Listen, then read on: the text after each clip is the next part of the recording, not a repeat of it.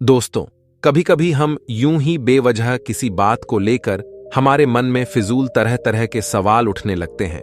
अगर कभी कोई हमें कुछ बात कह देता है तो वो बात हमारे मन में बार बार घूमती रहती है और उस बात को लेकर हम अक्सर बहुत तनाव में आ जाते हैं और इस वजह से हमारी सेहत पर इसका बहुत बुरा असर पड़ता है। तो इस बेवजह उठ रहे सवालों को कैसे हम शांत कर सकते हैं, बेचैनी को कैसे शांत कर सकते हैं और हम इस तनाव से बाहर कैसे निकल सकते हैं। दोस्तों, आज मैं आपको गौतम बुद्ध की 4 ऐसी आदतों के बारे में बताने वाला हूं जिसे आप अपने जीवन में अपनाकर इस तनाव से बाहर निकल जाओगे और अच्छे कामों में अपना जीवन व्यतीत कर एक अच्छी जिंदगी जी सकते हैं। ये 4 आदतें आपकी पूरी जिंदगी को बदल सकती हैं। अगर आप इन 4 आदतों को अपने जीवन में अपना लेते हैं तो फिर आप अपने जीवन को एक खुशहाल जिंदगी में बदल देंगे और फिर आपका मन कभी भी बेचैन नहीं होगा और ना ही उदासी रहेगी और ना ही बेफिजूल के कामों में व्यस्त रहेगा। तो चलिए इस कहानी को शुरू करते हैं। एक बार एक बौद्ध भिक्षु एक पेड़ के नीचे ध्यान कर रहा था। तभी एक राजकुमार उस भिक्षु के पास आता है और उनसे कहता है, गुरुदेव, आप हमेशा कहते रहते हैं कि ध्यान करो, लेकिन मेरे लिए ध्यान करना तो दूर की बात है। मैं कुछ समय के लिए अपनी आंखें बंद करके शांति से बैठ भी नहीं पाता हूं। मेरा मन इतना बेचैन है कि यह हर समय कुछ ना कुछ सोचता रहता है।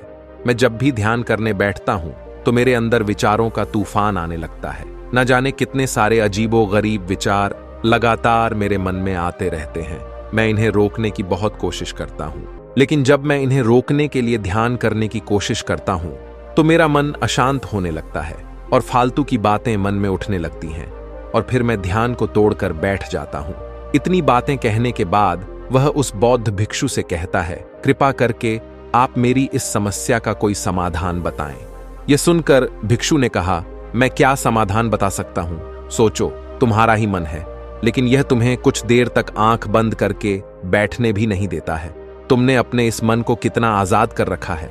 राजकुमार ने कहा, महोदय, मैंने बहुत सोचा, लेकिन मुझे अपनी समस्या का कोई समाधान समझ नहीं आया, इसलिए मैं आपकी शरण में आया हूं। अब आप ही कोई रास्ता दिखाइए। भिक्षु ने कुछ देर तक राजकुमार के चेहरे की तरफ बड़े ध्यान से देखा और फिर कहा, ठीक है, मैं तुम्हें अपने स्वामी गौतम बुद्ध की बताई गई 4 आदत के बारे में बताऊंगा। अगर तुम यह 4 आदतें छोड़ दोगे तो फिर तुम्हारा मन हर काम में लगने लगेगा और तुम्हें कभी भी बेचैनी नहीं होगी। राजकुमार पूरा ध्यान लगाकर बौद्ध भिक्षु की बातें सुनने लगा। भिक्षु ने कहा, पहली आदत यह है कि दूसरों के मन को पढ़ना छोड़ दो। तुम और तुम्हारे जैसे ज्यादातर लोग यही गलती करते हैं कि वो दूसरों के मन की बातों को पढ़ने का प्रयास करते हैं, जैसे कि अच्छा, सामने वाला मेरे बारे में ऐसा सोच रहा है, और यही एक आदत तुम्हें सबसे ज्यादा बेचैन और परेशान करती है।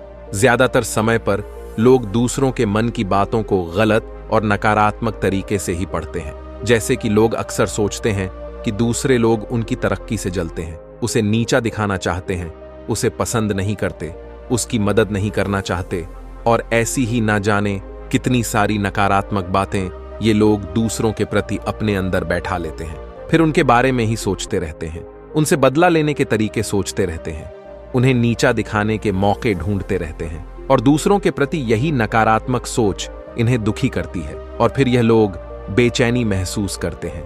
इसलिए दूसरे लोग क्या सोच रहे हैं इसका अनुमान लगाना बंद कर दो। दूसरे लोगों के मन के विचारों को पढ़ने की कोशिश करना बंद करो।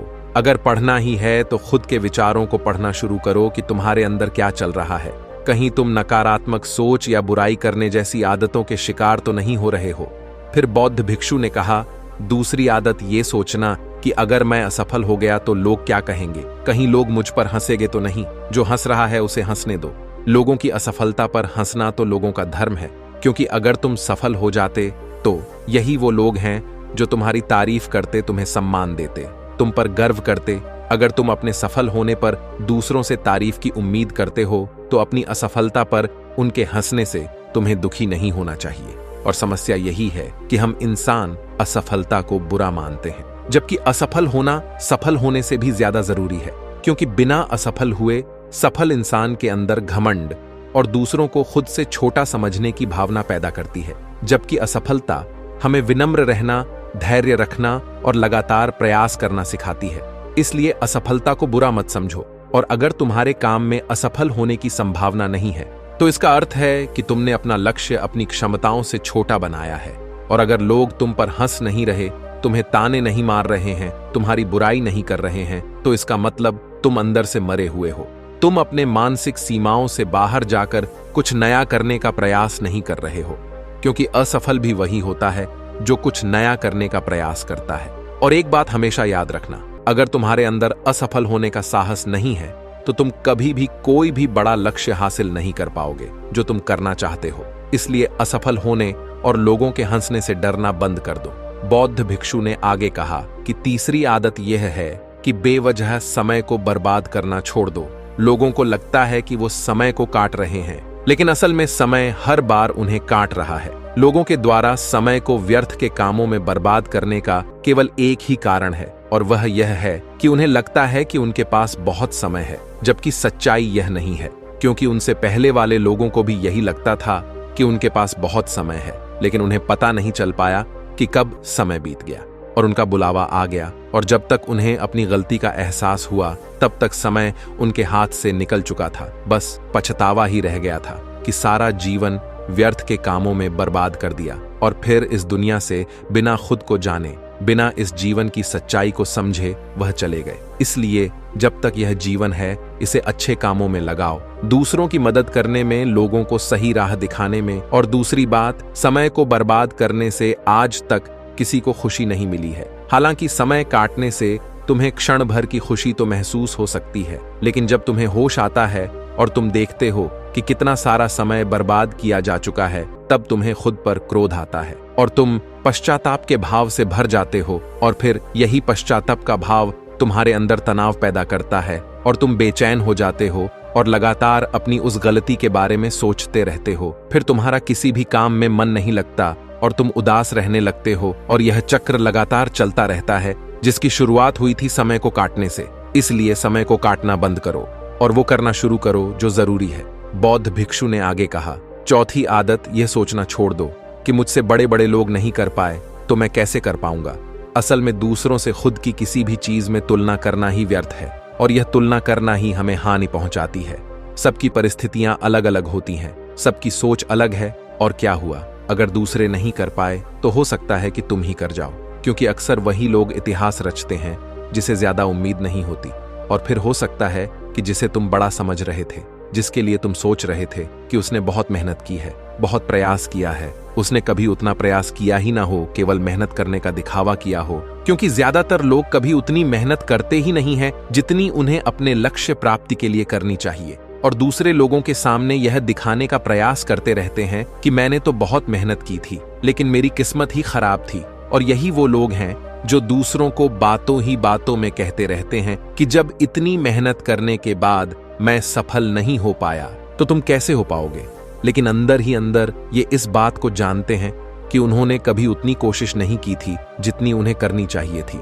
ये बस दूसरों की नजरों में अपनी इज्जत बचाने के लिए, और इस डर से कि कहीं दूसरा व्यक्ति इनसे आगे ना निकल जाए, और दूसरों को डराते रहते हैं कि जब मैं नहीं कर पाया तो तुम कैसे कर पाओगे। इसलिए किसी दूसरे असफल व्यक्ति को देखकर यह सोचना छोड़ दो कि तुम भी कहीं असफल हो जाओगे। तुम बस अपना सर्वश्रेष्ठ प्रयास करो और बाकी सब समय पर छोड़ दो। भिक्षु ने आगे कहा, अगर तुमने यह 4 आदतें छोड़ दी तो तुम्हारा मन एकदम शांत हो जाएगा, और फिर तुम जहां चाहो वहां अपना मन लगा सकते हो। इतना कहकर वह भिक्षु शांत हो गया, और राजकुमार को भी अब समझ आ चुका था कि उसे क्या करना है। उसने मन ही मन उन 4 आदतों को छोड़ने का निश्चय किया। उसने उस बौद्ध भिक्षु को धन्यवाद किया और वहां से चला गया। दोस्तों, इस कहानी से हमें यही शिक्षा मिलती है कि हमें यह नहीं सोचना चाहिए कि लोग मेरे बारे में क्या सोच रहे हैं। अगर मैं कोई काम करता हूं तो लोग मेरे उस काम को लेकर हंसेंगे। इसके अलावा हमें अपना फालतू समय बर्बाद नहीं करना चाहिए। इसके अलावा हमें कभी भी यह नहीं सोचना चाहिए कि अगर किसी व्यक्ति से कोई काम नहीं हो पाया है तो मैं उसे नहीं कर पाऊंगा। अगर आप मेहनत से किसी भी काम को करते हैं तो एक ना एक दिन सफलता अवश्य मिलती है। तो दोस्तों, बस आज के लिए इतना ही। अगर आपको यह कहानी पसंद आई है तो हमें कमेंट करके जरूर बताएं। फिर से मिलेंगे एक छोटी सी कहानी के साथ। तब तक के लिए धन्यवाद।